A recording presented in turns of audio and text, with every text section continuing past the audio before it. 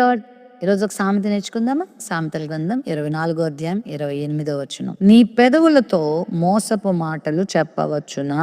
చాలా సార్లు మన పెదవుల్ని మనం మంచి వాటికి వాడుతూ ఉంటాం, మంచిదే. కానీ ఇదే పెదవులతో మోసయుక్తమైన మాటలు మాట్లాడుస్తూ ఉంటాం. నిర్నిమిత్తముగా ఎదుటివారి గురించి చెడ్డ సాక్ష్యం మాట్లాడేస్తూ ఉంటాం, చిలిపిగా మాట్లాడేస్తూ ఉంటాం. వాళ్ళు బలహీనులు కదా, ఏమీ చేయలేరు కదా అన్నట్టుగా ఇంకా చాలామంది చాలా పరుషమైన మాటలతో వారిని బాధ పెడుతూ ఉంటారు. పరిశుద్ధాత్మ దేవుడు మనతో మాట్లాడుతున్నాడు. నీ పెదవులతో మోసకరమైన మాటలు చెప్పవచ్చునా అంటే చెప్పకూడదు అని అర్థం.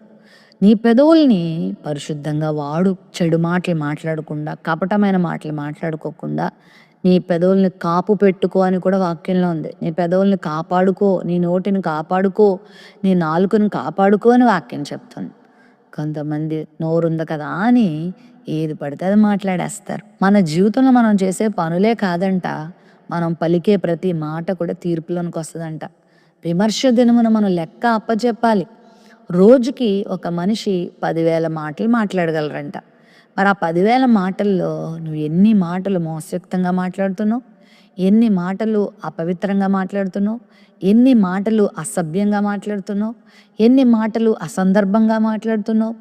మాట్లాడాలి, దేవుడు మాట్లాడడానికి మన నోరిచ్చాడు. కానీ పరిశుద్ధమైన మాటలే మాట్లాడాలి, వినివారికి మేలు కలిగే మాటలే మాట్లాడాలి, దైవికమైన మాటలు మాట్లాడాలి, ఇతరులకి ప్రయోజనం కలిగే మాటలు మాట్లాడాలా, నీకు కూడా ప్రయోజనం కలిగే మాటలే మాట్లాడాలి.